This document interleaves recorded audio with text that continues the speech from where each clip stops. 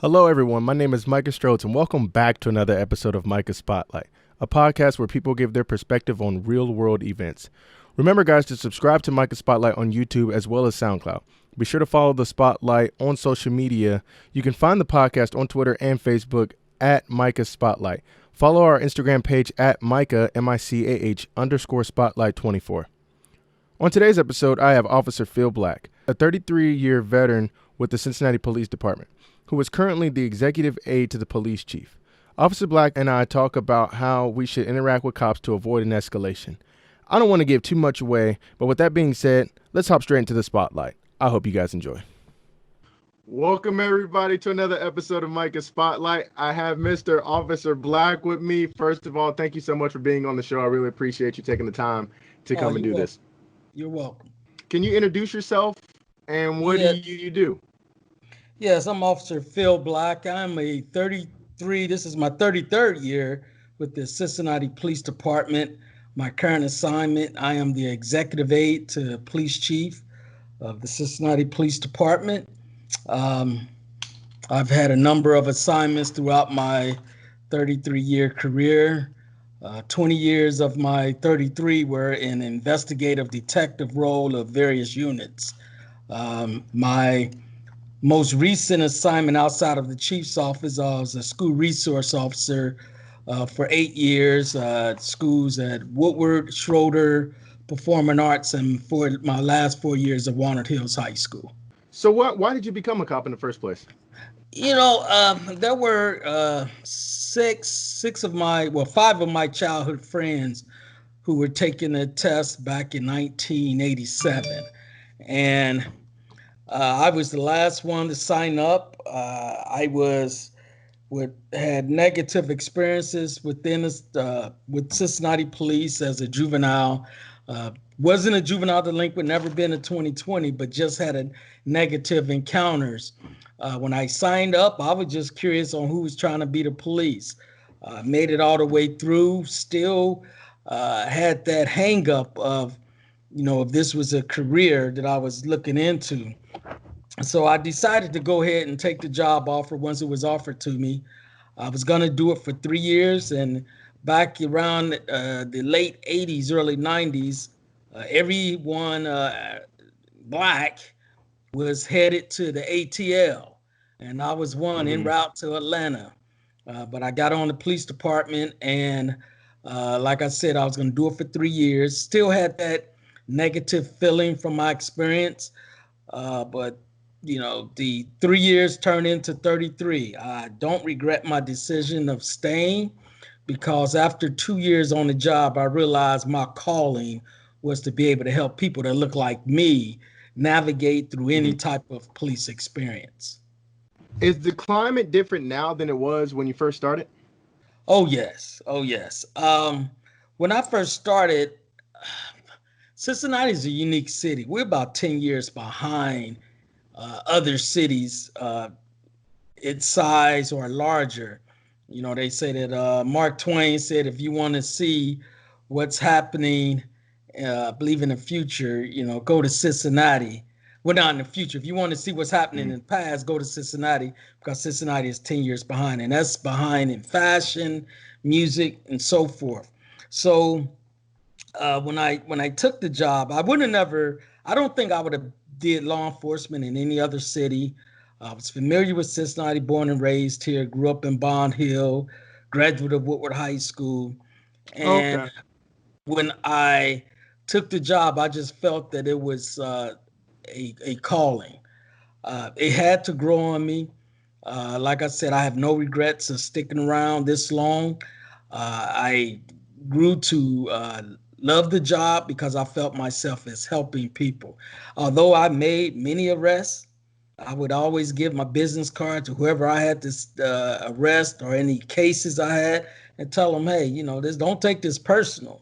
I've had people that I have sent away to prison to have gotten out and thanked me. I didn't know them from Man in the Moon, but after they, made me remember, I was like, whoa, okay, do I need to put up my guard? And it's like, no, you helped me out. So just always felt that it was my role. Back in my early years of police, and answer your question, people respected the police, especially here in Cincinnati. In other cities, the police was just another person carrying a gun. Only thing different back then, you see the police gun, you didn't see the other person gun. But in Cincinnati, you could tell someone, "Hey, stop and talk to me." They would stop and talk. Now, and I think it's a generational thing. I try not to get into the Generation X, baby boomers, Z's, and all that. But I think the young people, which is good, now question the establishment. Um, Back in the day, you didn't get questioned. A lot of things was different. But one big thing is everyone didn't have a camera. So now with everyone with smartphones, there's a camera, so you're documenting things. Uh, Policing back in the late 80s, early 90s wasn't as dangerous as it is now. I can remember back in the late 80s and early 90s patrolling the Lincoln Courts of Laura Holmes in the West End. My beat was the West End, and be able to walk in and every now and then you get people say things, call you out your name, but you didn't feel, where your head was on a swivel. Now, and although Lincoln Courts and Laura Holmes don't exist, there's certain areas I advise younger officers, if you have to go in certain areas, keep your head on a swivel. One thing that I say would remain constant is regardless on where you patrol, you need to let the people know you outside of the uniform, meaning that uniform is just what they say you have to wear. And I would use that as an example with people as far as, hey, don't judge me because this is, back then we wore white shirts and blue pants and, the hats are still white. Don't judge me on this. I say, now, where you work? They said, well, I work at McDonald's. Well, I don't come in McDonald's and rip you on your uniform. Get to know the person behind the uniform. I think that's one thing that policing today, the officers are not taking time to let people to get to know them as a human being. And how would they do that? I think the officers getting out on the beat. Now the climate at this particular time is a little bit more hostile, so it may not be beneficial for the officers because regardless of what the officers say right now, nothing's going to matter. But getting out, my partner and I used to park the car on Lynn Street at York and Lynn and just for 8 hours, just walking our beat, getting to know people, letting people know us. Also, when we were not working, sometimes we would hang out in that area. They had a couple of clubs down there and we would go so people got to see us. Now, my partner, who was at the time, who was from the downtown area, was able to go and hang out. Me not being from down there, was still there. Cincinnati is one of those neighborhood territorial things. But I think if officers get out and just have a conversation, let people vent, it could go a long way. Do you believe it would be beneficial for an officer to serve in the same community or surrounding area where they live in? I hear that a lot, and I would say I don't think it makes a difference because if an officer have, as we used to term back in the day, beat pride, where if you patrolled his beat, everyone knew you. No other officer can come on your beat and do any type of police work without contacting you. So you had that beat pride. What's a beat? A beat is just the area that you're assigned to patrol. I patrolled back in the late 80s, early 90s, the West End of Cincinnati. So that was my beat. So back then you had officers, that same officer for 8 hours working that same area. So that helped out with people to get to know that particular officer. So living in the area that you patrol isn't necessary. I don't think it'll make a difference. Because I didn't live in the West End, but I patrolled there, and there's people to this day that a friendship has developed because I remember them when they were early teens. Now they're adults with kids, and see them now, and it's like, wow, I watched you grow up, and Right. that's regardless on whether they did something against the law or whether they did everything within the law. With everything that's going on right now, it's just a bunch of civil unrest. Is police brutality in your eyes an issue? Now, are you talking about as a whole or within Cincinnati? Let's talk about as a whole, and then we can go down Okay. to Cincinnati. Okay. As a whole, yes, it is an issue.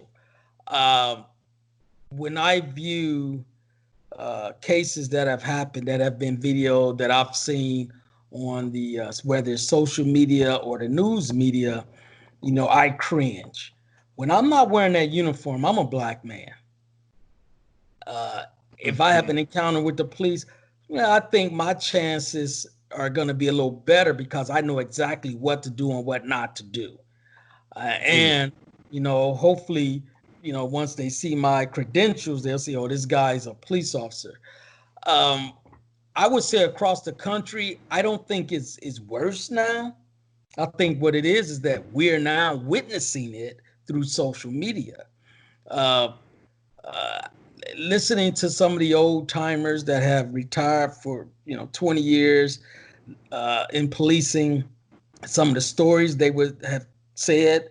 Also, listen to family and friends that are older than I am and some of the experiences they had, and also remembering growing up in I first 5 years of my life I lived in Sadie Coon housing project in Walnut Hills, and stuff that I witnessed, and now as an adult, it's coming back to what I was witnessing and been seeing the uh, anger that especially African American males had towards the police, and having uh, that talk with my father and older brothers about what to do and what not to do if the police was to stop you. So fast forwarding it now, I don't think the brutality. I think it's not as severe or bad, although we have had people lose their lives.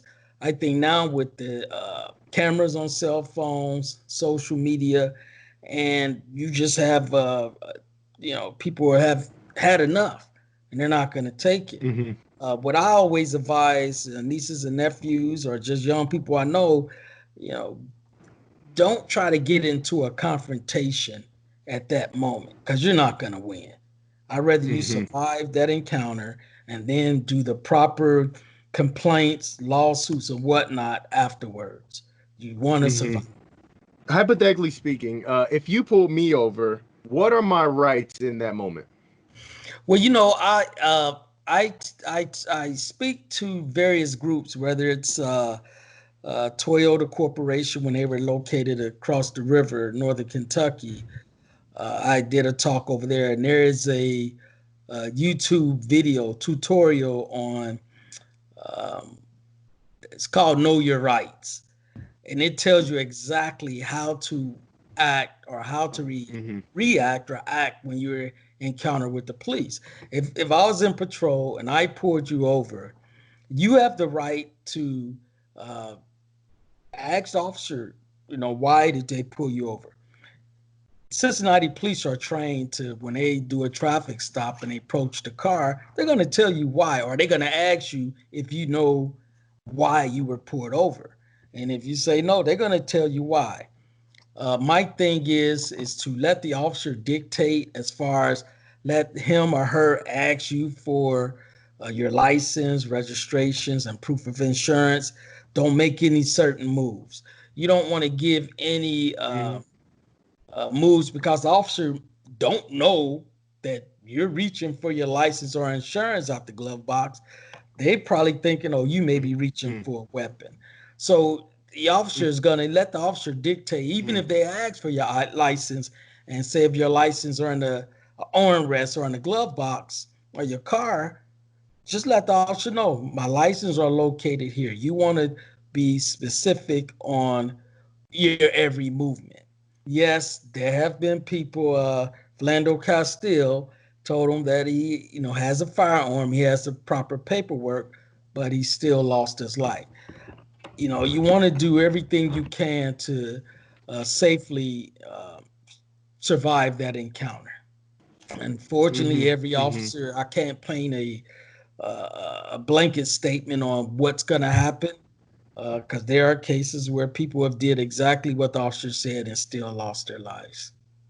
Earlier in the podcast, you were saying that when you first got started, or before we started recording, you said when you first got started, you actually didn't like the police, or you didn't want to do it for 2 years while you were actually in Well, it? What was your, I wanted to yeah, go back to that story.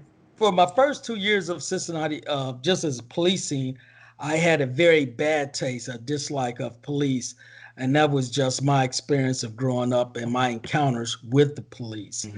Um, I had about 5 other childhood friends that were taking the test. I was the last one to sign up, the last one to uh, actually arrive at the testing site, but I was the only one that kept passing each phase.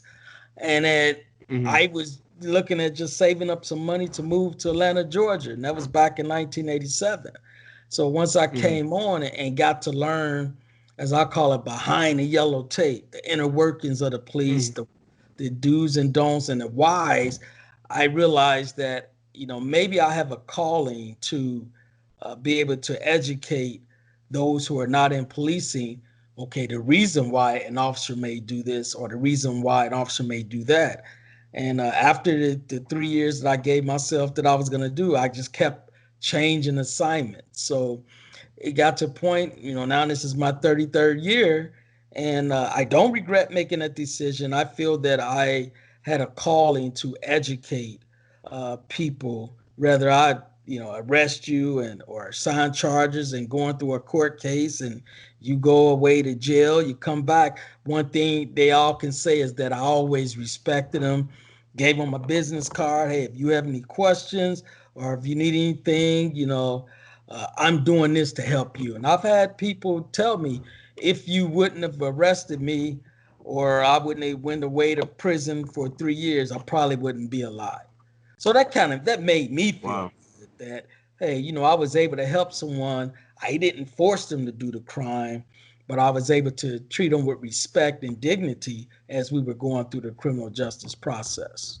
The mindset that you have right there in that moment, do you feel like all police officers need to have that mindset when going into it? That would be the, the great hypothetical that all police. Yeah, I do feel that all police should have an understanding. Although you are taking the freedom from someone, get to know at least a little bit about that why, that person's why. There's a reason that someone may commit a crime. Um, there's a reason, and I always had that, trying to understand what would make someone go that route. I mean, you could have someone grow up in the same neighborhood, on the same street, two-parent households, and you have these young guys grow up for years. One may do something go right, and then you may have another one go left. And so I always had that trying to understand what's the why. That would be idealistic. That would be great, but every officer isn't going to have that. Every officer that come into law enforcement, whether you're Cincinnati or somewhere else, have their own why of why they get into law enforcement. Um, I used to make a joke with some that, hey, yeah, I know how you were in high school. You were the guy getting beat up. So now you got all this power. And I would bet to say anyone that I went to, whether it's junior high and high school, could say that I'm the same person now that I was back then. You know, I don't think just because I have this power. And law enforcement have a tremendous, officers have tremendous power and authority. We're the only profession, including the military, that don't have to get permission to take someone's freedom or take someone's life. So with that much power and authority, and I came on the department, I was 22 years old when I got into our academy. That's a lot of responsibility, a huge responsibility for a 22-year-old. So Fortunately enough, I Mm-hmm. came on a time that people I was working with, partners at the time or trainers, were old enough to either be my oldest brother or my dad. So I didn't get the chance to Mm-hmm. act like a 22-year-old. I had to grow up real fast and realize the power. And my thing was, I'm not going to disrespect that power or take advantage of it, because although this person may have did something, that's someone's son, brother, husband, or whatnot. And I'm not a big guy. Mm-hmm. I'll go ahead and tell you, I'm 5'5". Mm-hmm. Back then, I was, maybe 5'4 1/4". I probably grew a little bit, probably weighing maybe 140 pounds. So I had to use my mind when I came across someone big. So I had thick skin. I'll let you vent. I'll let you call me all kinds of names. And I just, after you pause, I would say, okay, now you got to go to jail. So let's handle this business. When you get out, here go my card. Call me. We can hang out. So it wasn't nothing Mm-hmm. personal. Now, I'm Yeah. not going to paint this rosy picture that I was this perfect officer. I've lost my temper, I have to admit. But even Mm-hmm. through that, I was like, hey, my bad. If I'm wrong, I'm gonna admit that I'm wrong. But it Mm-hmm. will be ideal that every officer would have that. But as you see, every police officer that comes on any department has their own ideology, their own morals, and their own way of doing things. We all go through the academy and learn what to do, but once you get out the academy and go through your training officer, it's up to you to apply all that, but you still bringing in your personal beliefs into your Mm-hmm. profession. What are some of the takeaways? What's some of the biggest takeaways that you got from the academy? Oh, back when I went into academy, the biggest takeaway was to use your mind. They used to Mm-hmm. teach us, although, and like I said, I went through the academy in December 13th of 1987, and we graduated in, I believe, April or May of 88. And Mm-hmm. one thing they taught us back then was, you're not Superman. You ain't gonna be Mm-hmm. able to beat everybody you come across. What you need to do is use your Mm-hmm. mind. Back then, we had a thing called verbal judo. Verbal judo is basically just, we used to use profanity to, Mm-hmm. get someone to comply or stop. And I was pretty good with Mm-hmm. that. I would cuss you out and make you think I was crazy. Now you're thinking like, man, this little guy crazy. I'm 5'5" now, 5'5" 190, Uh-huh. getting bigger now. But I make people think like, man, this dude, you know. So we use the thing verbal judo. You can't do that now. You'll have all Mm-hmm. types of complaints and so forth. But they taught us back then to use our mind, to try to mentally outsmart someone, because you may not always have a partner there. Mm-hmm. They also taught us to get to know the people in the area or the beat that you patrol, because your backup may be that brother that you always see standing on the corner. And Mm-hmm. if you would have disrespected him or pissed him off, and when you need some help and you look at him, yeah, give Mm-hmm. me some help, man, he gonna look at you like, yeah, right. But if that's a brother Mm-hmm. that you respected and he respected you, and you're like, yo, bro, Mm-hmm. help me out, he's gonna come help, because he's not looking at that uniform. He looking at, oh, that's my dog, that's my guy. So Right. that's how it was back then. Now, policing change is more technical. Um, it's I would say is accelerated. And what I mean by that is, uh, back in the day, you get a call, maybe a family trouble. You can spend 20 minutes or more with that family, being a social worker. Mm-hmm. Now with the calls of service so high, you trying to handle that because you got another call waiting on you.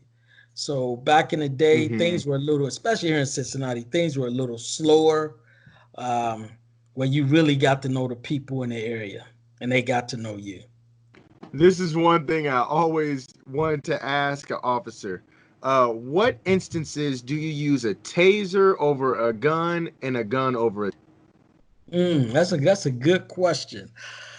Let's see. Um, A taser is a less than lethal weapon.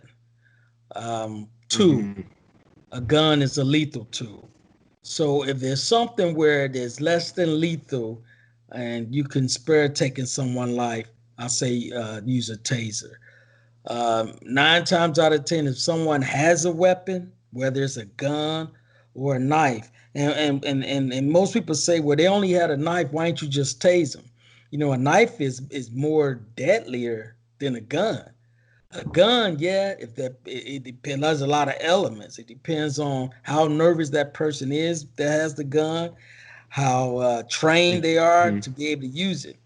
But with a sharp edged weapon, a knife, a person don't have to have any type of martial art skills. Once they get in a certain area, they can cause a lot of damage. So the taser is a less than lethal. Um, Two that we've had, and it's a newer thing with the Cincinnati Police Department. Newer meaning, I guess we've had it within, I want to say 10 years, right after the 2001 riots that we had in Cincinnati. Before that, you Mm-hmm. just had your gun, you had your nightstick, and then you had the skills that you brought to the police department, and then what they taught you as far as hand-to-hand combat, I would say, survival. But the Mm-hmm. taser is a less than lethal. And what I mean by less than lethal, um, there have been cases where someone was tased and lost their life. So it's not a non-lethal. It would Mm-hmm. be less than lethal. Uh, and if someone has a weapon, I would say depending on the distance that the officer have from that person, if it's a knife and you have enough safe distance, the taser can only go so far. Um, Mm-hmm. Taser maybe, but with someone you're encountering someone with a weapon, uh, 9 times out of 10, that officer is probably going to draw their firearm, the lethal weapon. So is guns the last option to use for police officers? Are you guys like taught that, or is it just a police officer's own judgment to make? No, I mean you're taught through the use of force. Well, with Cincinnati and probably most office departments, you have a use of force stages that you go through. Gun is the last resort because, like I said, it's a lethal weapon. But Mm-hmm. a gun is only used to stop the threat, to completely stop the threat. Mm-hmm. Someone can get tased and it not affect them. Uh, you know, Oh, okay. yeah, taser is only good. Is if you're a muscle mass is what it affect, but it doesn't affect everyone. If your threshold for pain is very high, taser's not going to phase you. But using a firearm is to stop a threat, the lethal threat, where whether your life or someone else's life is in danger. Did you have to get tased? Does every officer have to get tased? uh, if when you're in the academy, yes, you don't have a choice. But when we first got the tasers, um, I had been on for a while, and it was one of those that officers can volunteer. Um, I did, and it was kind of Mm. through peer pressure. I teach at our police academy also. I'm an instructor, and just so happened Oh, that okay. police recruits just so happened to be in the room. And, they would go Mm-hmm. ahead, Officer Black, cheer me on. So, I kind of succumbed to some pressure there. It wasn't a pleasant feeling, but I'm glad I did it because I learned to respect the taser because I know, and when we first got them, I used to tell people, you don't want to get tased, man. Trust me, it hurts. Mm-hmm. But as a officer Uh-huh. already on, you didn't have to. But when you're in the police academy, yes, and they do it just so you can respect and understand if you pull that taser and tase someone, what effect it's going to have on that person. I want to read this to you. So on procon.org, a study was conducted on August 20th, and it says of 2019, it says Black American men 2.5 times more are 2.5 times more likely to be killed by police than white men. Black women are 1.4 times more likely than a white woman. Why do you believe that is? Well, whenever you statistics are involved in this country, um, being that there are more whites than blacks, so the stats are gonna kind of sway, plus or minus, or more plus. Yeah. Um, I've seen things on the news, on social media, where a black, especially black male, may have had, say, a weapon, and the police didn't take any time to uh, take that person out. I've also seen stuff in the media and social media and the news where that person may have been white and the police have more compassion. I think that's more of a society thing here in the United States. I don't think it's just a law enforcement thing. Um, truthfully, I don't have an answer of why, other than looking at the society and how this country is made up. There are a lot of issues that the country has to address, and really not only address, but be honest on the privilege or the double standard. I mean, there's a lot of examples out there, but I would say, as far as when you talk about statistics here, um, the Caucasian race is the largest number. So when you deal with the law of large numbers, you would think that their encounters would probably be higher, but it's not. That may come down to an individual officer, um, but that's something I always wondered at myself, and especially when I've seen stuff, whether it's through training or other videos or news, and it's like, wow, man, that guy. There was a case, and I'll give one example. I want to say it was in Kentucky somewhere, but and then both the officer was white, Caucasian, and the perpetrator was Caucasian, and the perpetrator had a knife, and he was charging the officer, and the officer was running backwards, trying to tell him, he had his gun out, stop, stop. And the officer ended up pulling his taser out, and I believe he tased him.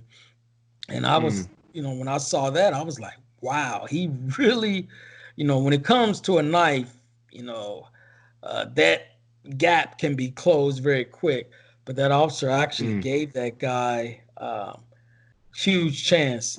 And the other thing is, if there's something that had occurred where a police shooting, a lot of times police officers are very hesitant to use maybe deadly force because they don't want to be that next officer that's the media makes famous. The famous publicity that you don't want to get. So you have officers second guessing themselves. But even seeing that incident, that example I gave, I was wondering, like, wow, man, that officer showed way more restraint than I would have shown. I don't know if it's because it was a perpetrator was a male white. I don't know, but if you look at the media and you see the statistics, it's there, but I don't know the reason of why. When you use like lethal force, whether right or wrong, what's the protocol that the officer has to do after that? Like, if somebody was charging at you and then you have to use a gun, what happens after that? You talking after everything when investigation starts? Yeah, everything has to be investigated at that moment. Yeah, yeah. Well, with Cincinnati Police, there's an investigation. You have multiple investigations. Actually, you have our internal investigation.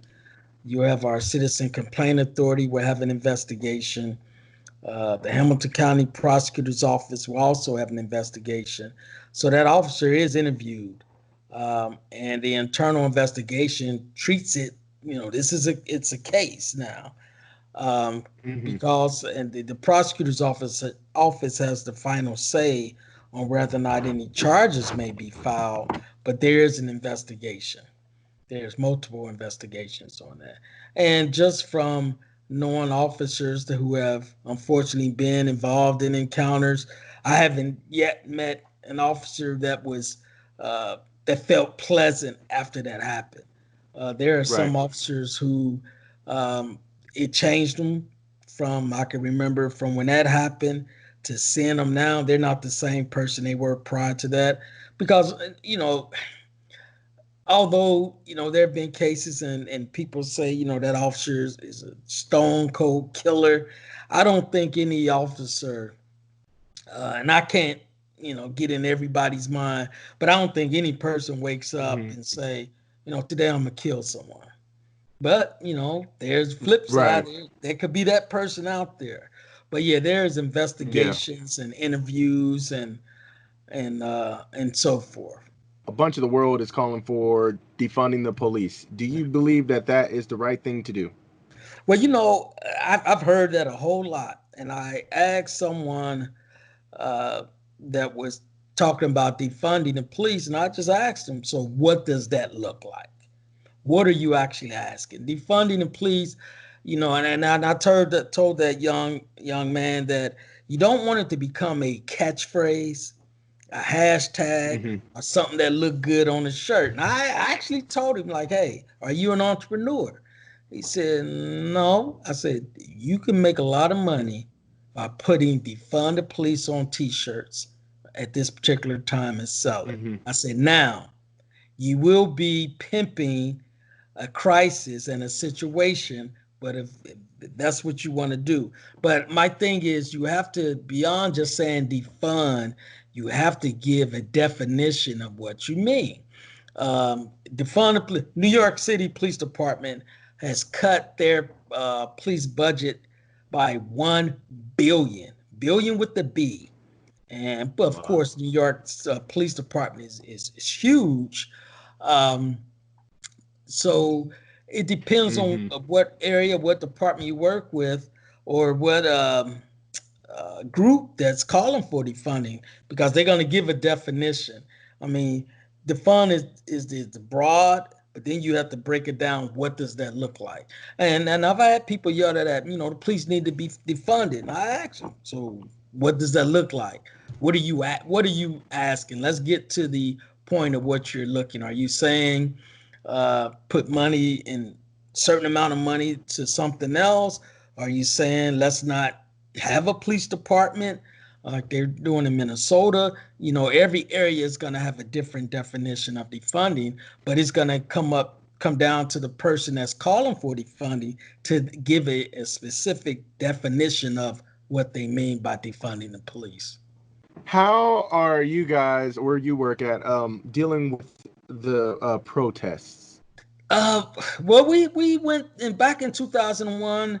There was a riots, civil unrest in Cincinnati, so we had some experience outside of the riots of 68, 67, and 68. But in 2001, our department went through that, so we had training and experience, and how we react to it. The recent compared to back then is totally different. um, it's constitutional right that everyone has a right to come together and protest and voice their displeasure with whether it's the government or any Hmm. entity. So one thing I can say that there was no, there were some individual businesses who were um, a segment of the protest decided, because whenever you have whether civil unrest, riots, or protests, whatever you want to call it, I personally feel that there's three different stages. You have your protesters, then you're Hmm. gonna have your rioters, then you're gonna have your looters. Protesters out there, we Hmm. want to be heard. Your rioters out there, this is my time to just tear up some stuff. And your looters is, I don't care Hmm. about the protests, I don't care about the rioting, but once they bust the window on that business, I'm going in to get me some product. So you have Hmm. three different elements there. How we were able to do it with Cincinnati police was to allow them to peacefully march, protest, kind of manage and monitor the crowd so no one's getting injured, put some parameters out there. So we were able to dodge things that were like happened in Seattle, where the protesters took over a whole portion of some blocks of the city. But that's just Seattle. If you look at Seattle and you look at any type of civil unrest or protesting or rioting, Seattle always take it to the far extreme. But we were able to dodge a lot of damage here in Cincinnati, although there were some businesses. I know a business owner personally that was an innocent black-owned business, Black Coffee, matter of fact. And he owned also black-owned product, if you're familiar with that. Just an innocent Yeah, I actually business. got a hat right there. Yeah, his coffee shop. They bust the window. There Wow. are people who are opportunists. They probably could care less about the movement or why the protest was going on. They just saw a time that I want to bust the window, and this is a time I can do it. And unfortunately, you had some business owners that suffered that. Yeah, we did have an officer get shot. Thank God he had on his ballistic helmet. We had one police car sustain some damage, but we didn't have a police district or a police station taken over or caught on fire. So we were able to maneuver. I mean, see protesters going down, they're not doing anything. They're just marching, chanting. Yeah, I mean, words. Yeah, so what? You get caught out of your name. But we learned from 2001 to, once you have a boiling pot and you have a lid on and that lid is popping up and down, the only way to reduce that steam is to take the lid off. So we allowed take the lid off, go ahead, vent. You're not talking to me personally. You're talking to the uniform. The You're talking to uniform. the symbol. Right. Yeah. So now, like I said, that first night, that Friday night, there were some people who just were opportunists and took advantage of a situation causing damage that I believe personally care less on what was going on. They just saw an opportunity to tear up some stuff. Unfortunately, in every protest, you have those people who may not have the same ideology or even believe in a cause. They just want to get there and cause some ruckus. Some people don't really like the Black Lives Matter movement. Some people would even say that some of the Black Lives Matter movement is against the police. Do you believe that the Black Lives Matter movement is 100% against the police, or do you believe they actually want to work with police to have some change? I think that depends on geographically where you are. Let's talk about in Cincinnati. Cincinnati, okay. I think here in Yes, sir. Cincinnati that because I do know some individuals that are part of the Black Lives Matter um, movement. Some who are the organizers that I met, and very good people. I think it's that they have to make sure to get their mission and their agenda out to everyone that's supporting them and not just make it a catchphrase. But yeah, there are people I have encountered, people in law enforcement and outside of law enforcement that see one thing in the agenda of the Black Lives Matter movement here in Cincinnati as hating the police. And I had to educate them. No, there are things that I truly believe that is right. The reform of not just police, but the whole criminal justice system. Because you can reform law enforcement all you want, but if you don't go beyond that within the criminal justice system, you back to square one. You just changing the police. But the criminal justice, the police is just one element within the whole criminal justice process. But I think once they lay out their agenda, and so people can understand what they're asking for and what they stand for. But of course, Cincinnati's is a microcosm of the United States. And if you have Mm-hmm. anything with black in it, or anything that look like, okay, blacks are trying to have a voice, it's probably going to have some, at first, a negative effect until it's explained. Um, Mm-hmm. and like I said, I know some personally. There have been some that I had to say, there's some I know personally that will perform when there's a camera, and I pull Mm-hmm. them off to the side and tell them, like, look, man, that ain't you. Come on now, Mm-hmm. get your mission out so people understand. But there's people, regardless on whether they hear what the mission is, they're gonna think if you're for the Black Lives Matter movement that you're anti-police, and I don't believe that to be Mm-hmm. true. Yeah, yes, you may have some in I there. don't believe it either. Yeah, but I don't believe overall that, because everyone understands we need law enforcement. I mean, Right. that's just a fact. But there's Yeah. some who just, when they hear that Black Lives Matter, they instantly, especially people in law enforcement, there's some that they hear Black Lives Matter, they instantly get, okay, it's us against them. And that's not Mhm. true. That's how it shouldn't be. But, there's some who feel that way. Have you experienced some forms of racism like at work? I'm sure I have. I can't say I'm different.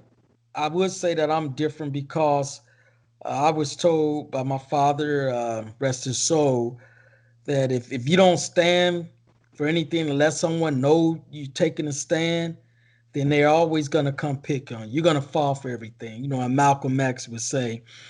But I had some experiences that I can relate and say, that was done because I'm black. There was one that actually I thought was done because I was black, and it wasn't that. It was because I was the rookie. And I had, because I asked someone, like, okay, are they Uh-huh. doing this because I'm black? It's like, no, they doing this because Mm. they don't like me. They think I'm a snitch. And he happened to be a male white. And I'm like, well, Dad, why they put me with you? Could I know what that situation was? What Oh, happened? yeah. Actually, there were two. One, when I first came on and got assigned to my police district, and my locker in the locker room, I found out later it was where most veteran officers had their lockers assigned. I just happened to have, right out the academy, a rookie. The captain said, "This is your locker." They already knew where my locker assignment was. When I opened the Mm-hmm. locker, it was about maybe 3 feet of used coffee grounds. So when I opened it, it just rolled out. And I was like, wow. Oh. The captain, who was a male white, he was madder than I was. I took it as, Mm-hmm. okay, initiation, hazing. Okay, I've been through this before. Okay, I can see what's about to happen. Um, Mm-hmm. the other thing was I had one of my training officers. Well, he wasn't assigned to me as a training officer. I just happened to ride with him that day, and and I cannot remember what he had called me, but it was some name, and he told me to get his bag, and I was like, hold on, so what is that? And he said it means Chinese houseboy. So being that I'm new, I was like, okay, I just wrote his name down Uh-huh. in my notepad, wrote the scenario. I'm gonna get with him later, and which I did. After I got Uh-huh. off probation, I had my book of check them to see what's up. And when I did ride with him, and for him to say, ask me if I was a racist, and I said, no, are you a racist? And he said, well, he has racial Mm-hmm. hangups like everyone else, but he said for 8 hours that we're working together, I got your life in my hands. I'm gonna make sure you go home the way you came to work. Can I rely on you to do the same for me? And I'm looking at him like, Okay. wow. I started off in Price Hill, and Price Hill was totally different then than it is now. And I was like, wow, I Mm-hmm. respect that, but I can't get over it. And I said, okay, the honesty is there. Over the years, we became cool because I knew where he stood. Um, Mm-hmm. Outside of that incident, did I experience?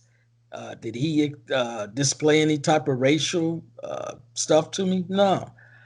I did have, when I was a detective, I had a lieutenant who I felt that assigned me to a case. He needed a black face. And Okay. because I asked him when he gave all the other detectives to this special case their assignment, I said, so what's my role? And then I made a joke. I said, oh, so I'm the photo op. When we take the final photograph after we finish, I'm the black guy in the corner with that big Kool-Aid smile. And he said, yeah, not like that, but like buckwheat. He was like, yeah, but not like that, but yeah. I'm like, okay, that's your one. Yeah, you done did it to the wrong person. Personally, Yeah. I'm the type that will, if you say something to me and I know it's racial, I'm gonna write down my notes. I'm gonna plan my action against you. I'm not gonna flare up at that time, but I'm gonna put something together, and you better believe you're gonna hear about it later. And it did. He eventually ended up retiring. There was a huge investigation. Um, and he's been retired for some years, and he don't like me to this day. Whenever I see him, Wow. and that was because of that. And that's just because, what my father told me. If you don't stand for something, you're gonna fall for everything. So, you know, I wasn't born a police. My dignity as a black man means more than anything. Do you believe that black people should be scared of the police? I don't think so. No. Um, there's been plenty of times where I had to stop mothers, especially from in my early years, walking the patrolling the beat or walking the beat, and there's a small child crying, and a mother would say, "You keep it up, I'm gonna get him on you." So it was making they talking about me as the police, and I had to tell them, "I'm not the boogeyman. Don't do that because you're teaching your child to be afraid of the uniform." So it's gonna come Right. down to time where they're gonna need the police. They're gonna be afraid to go to police for help. So don't do that. I don't think any person should be afraid of another person, whether they're the police or not. Um, I'll tell everyone whenever I have any talks is here in Ohio, the Ohio Revised Code, it's online. Learn the basic, know your rights, learn that. And, once you get educated with it, and always keep your cool. Um, and I'm a stereotype us as African Americans. We are an emotional people. Uh, we are emotional, and I agree. I pride myself on being able to. I was always taught, by my parents, especially my dad, never let anyone see you sweat. Don't show your offense so they can set up a defense. So I can be Oh. mad as hell, ready to tear something up, but you would never know. You know. Um, so I would tell people, don't be afraid of the police. Police are human. They put their pants on one leg at a time, most of them. We Right. cry, we bleed, we sleep, we eat, we do everything that we're no different. So, unfortunately, actions or some actions the police have done over the years have made us to be the boogeyman. But I would tell people not to be afraid of the police. But I have to be honest, as African American male, when I not working and I have been pulled over, I get tense. Like, oh, but being a police officer for so long, I know exactly what to do and what not to do. No, I'm not gonna, as soon as they come up to my car, hey, I'm a Cincinnati police. I never throw out my job title. I let them ask, so what do you do for a living? And I tell them I work for the city of Cincinnati. Oh, really? So what do you do? "Oh, I'm in law enforcement." Well, why didn't you tell me that? Well, it shouldn't make a difference.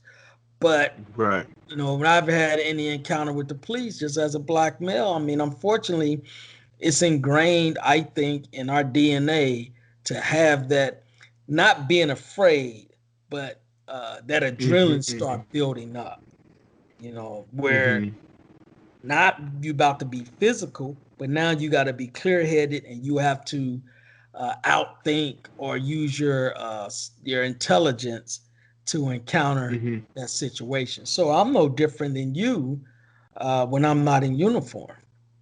Mm-hmm. A lot of times, unless you know me personally, you may not recognize me. Why? Because you're so used to looking at me in uniform. So that's the first thing you see. So when I'm in Mm-hmm. regular street clothes, it may take them oh man, I didn't know that was you. Mm-hmm. So I have to, and I'm not gonna act like that. Oh, they should know who I am. I'm not Right. gonna. I do all I can not to be on someone's T-shirt or someone's wall. You know, Mm-hmm. um, I love life. Not saying that my Right. life is gonna be taken, but I'm not gonna do anything to give them a reason to Yeah. possibly doing that. I want to ask you this question. When we see killings of unarmed black people and then there's all this civil unrest, what's the atmosphere like when you go into work when something like that happens? That's a good question. Um, with my position as Mm-hmm. executive aide to the police chief, and I don't know if you're familiar when that Saturday, the second day of the unrest here in Cincinnati, and the police chief took a kneel. Mm-hmm. Some of the protesters asked, and those who were in front, do you mind kneeling in and we're having a prayer? Mm-hmm. I was to the left of the chief, and when I took the knee, um, that tension, no one said anything. No one's Mm-hmm. gonna approach me because they know the type of person I am. But I Mm-hmm. can tell by the body language that Mm-hmm. there were a few, I say a large number, who were angry that that occurred. Wow. And it wasn't just the chief, myself. It was our our lieutenant that's over our public information office who who took the knee first, and he's a male white. And I Mm-hmm. had to explain to those officers. A couple I had to pull. I spoke to them. They walked right past, and I'm like, "Whoa, whoa, hey, how you doing?" And they just looked at Mm-hmm. me. So the little radical came out, and I had to check them. Like, first of Yeah. all, what's your problem? If you got a problem with me, be a man and tell me. You Mm-hmm. know. And then one of them actually stood up and said, "Man, I didn't appreciate you taking the knee with them." I said, "What do you mean with them?" Mm-hmm. And I said, if you were smart, all the protesters out there that they throwing bottles, frozen water bottles and whatnot. I said, but that Mm-hmm. particular time there was a group that actually worked. Once we built that rapport and said, hey man, calm them down, and they start calming the crowd down. I said, you know, Mm-hmm. just because we the police don't mean you have to work harder. So, and I Right. think that comes with the way I was trained in the early years. What you want to do is make your job as easy as possible.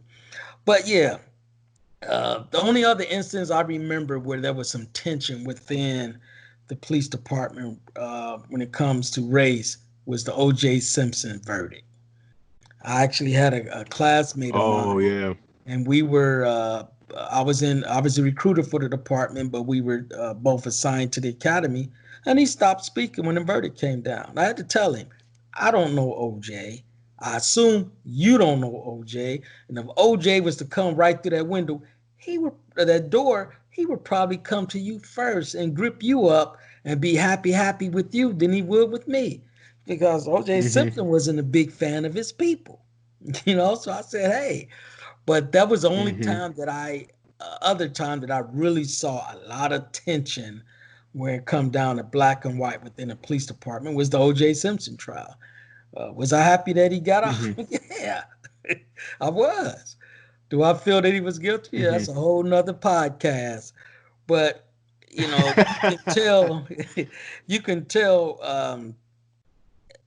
Whenever I see that, I always go to that person. Okay, let's have a discussion. Let's have a dialogue.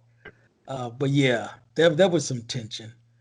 There still is some, and it's not always black and white. It may be from other people that look like you.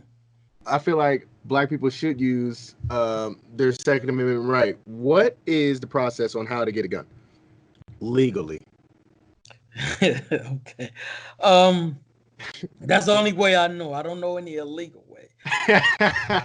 I mean, everyone, as you stated, have a Second Amendment right. There are gun stores.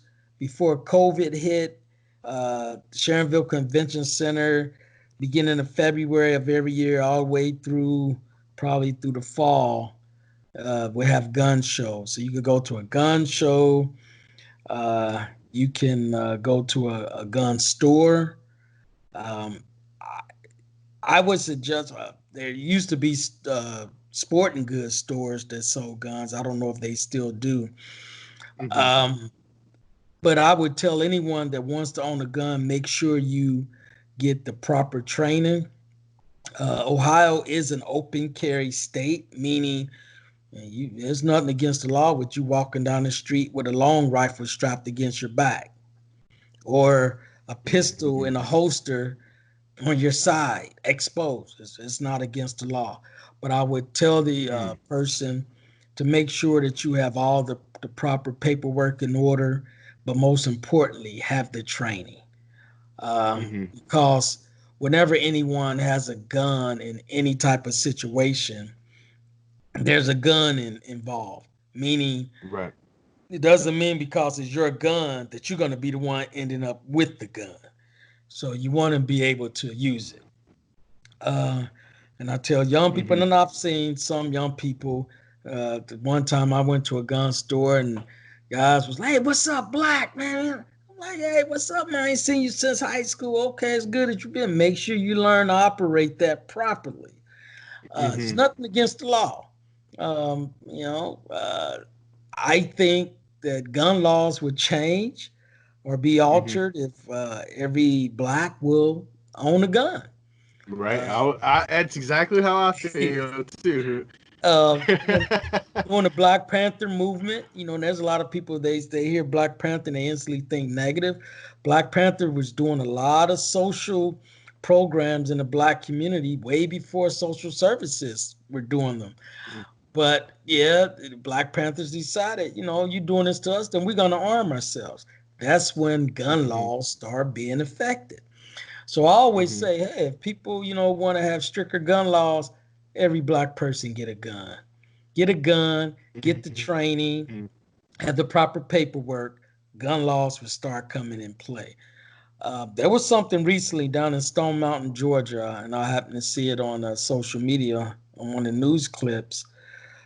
I want to say there was probably, I don't know the exact numbers, but for some reason, 1,100 or 1,000 African Americans dressed in all black with masks, and they all had long rifles, and they marched on Stone Mountain, Georgia.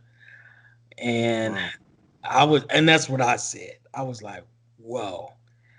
Um, and looking at certain, I'm a news buff, so I watch every news outlet that's out there. Some I can only watch for maybe 30 seconds. But even to look at them and to hear them interview people, and they were saying, how do they allow them to do that? And I'm like, wow, you're talking about outright double standards.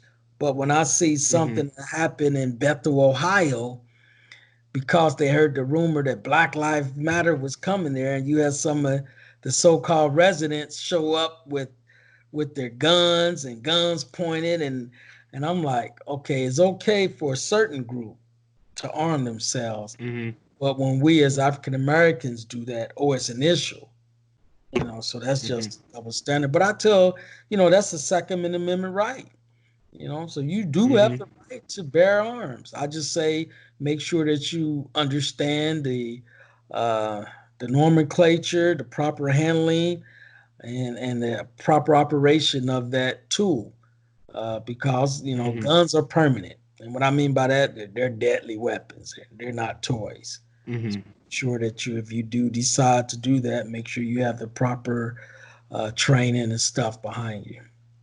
I've had some friends, due to the civil unrest that's going on right now, want to become police officers. Mhm. Um, what would you say to the young people that want to be officers now? What are the tips that you would give to them now going into the academy? Yeah, and you know what? And it's something that you have that question because I had this discussion with the police chief and a couple of current and former recruiters for the police department.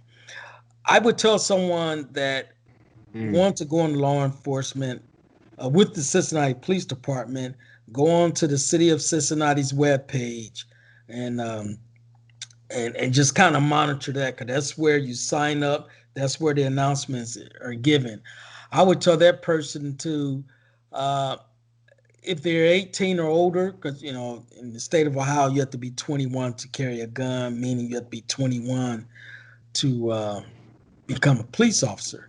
I would tell that person to make sure that there's nothing in their background that would eliminate them from the process. Um, you know, right now, due to COVID, we're not doing ride-alongs, meaning you can go to a district and ride with an officer. But I would tell them to do some research on it. Uh, every police district in Cincinnati has a neighborhood liaison unit. Get to know that officer, and or then get to know them or any officer, just so you can kind of get an understanding on what the job entails. When I came on the police department, I had no clue what I was getting into. I was 22. I looked at it as, hey, this is a career. They making some good money. I didn't even look at the danger. I was young, you know. But I would tell people now, young people, to do your research. Do your research on law enforcement. And I would also say that it's African Americans are needed in law enforcement. Uh, I had someone tell me, well, did you lose any friends? I said, no, because people who I truly call my friend remain my friends. I had Right. two of my best friends. Unfortunately, both they were twin brothers. Both are deceased right now, and we met when we I'm sorry to were hear that. five. Okay, thank you. 5 and 6 years old, and we remained friends all the way up until their death. And and regardless on what path our lives went in, we still remain friends. Um, and they looked at me like, "Hey, I'm Phill," you know. Yeah, that's what I do for a living because they know my personality. I'm not gonna get sucked up, and I always try not to get sucked up in the subculture of policing, where all my friends are police or work in the criminal justice system. I did all I could to not fall into that because it can be really easy because that's comfortable. But I tell people who want to go in law enforcement to go for it. Make sure everything in the background is clean. Social media, uh, not only law enforcement, every employer that's looking into hire you, go onto your social media pages, your Facebook, your Instagram, and so forth, and make sure you don't have anything on there because no one wants to, when you get hired with Cincinnati Police, you're being hired by the city of Cincinnati. City of Cincinnati don't want someone um, that's going to come on and tarnish their brand. So, and that's not Right. just with law enforcement or the city. Every, heck, colleges won't even admit you if you got something in your background because everything's about branding. We don't want no one to come on and tarnish our brand. But if any African American want to go into law enforcement, I say go for it. It's I have no regrets. Like I said, there's no dollar amount I could put on my life. But although I've had friends and classmate that had died in the line of duty, I don't, when I was patrolling, I didn't go into work thinking, oh, today might be the day. Um, and if they don't want to go into policing, you can be a Cincinnati firefighter at the age of 18. So I'll tell people, if they being a public servant, job that is, pretty rewarding, good benefits. Now they ain't gonna, really make you a millionaire, but you can live very comfortably. I want to respect your hour of time, but I really appreciate you coming on the show and to talk about these things. I feel like it was important and I feel like it was definitely needed. Yeah, any time, man. I'm one of those that when and I can't remember who reached out to me, and I want to say Chris Miller, but don't It, quote me on that. it was Mr. Dan Benson. Okay, that's what Dan, right. Yeah. So, and I told him, yeah, because I'm just one of those that whenever anyone wants to get an understanding of law Hmm. enforcement, I'm always there to and I think that's the recruiter side of me when I was a recruiter and traveling to colleges and all that, because we do need African Americans to look at the profession, because the more we have, the more there are those of us who can educate our community on not being afraid of the police and just of law enforcement itself, whether the good or the bad. So anytime Hmm. you want want me, I'm here and I'm available. Be sure, happy to have you on again. I have Okay. a friend named Emerson Washington who was in your police Yes. academy. Yeah, he's like one of my best friends, but he wanted me Okay. to tell you what's up on the Yeah. podcast. Tell Emerson I said what's happening. I know Emerson well. Yeah, I know his whole family. Yeah. Good guy. He's a good guy. Yeah, but he really is. But I Yeah. really appreciate you taking the time, and I will hope you have a good rest of your day. All right, Michael, you do the same. Nice meeting you. Thank you guys so much for listening to the podcast. I would love to hear your thoughts and opinions, so please feel free to put them in the comments section. If you guys really liked it, I would really appreciate it if you actually shared it out. But until next time, ladies and gentlemen, peace!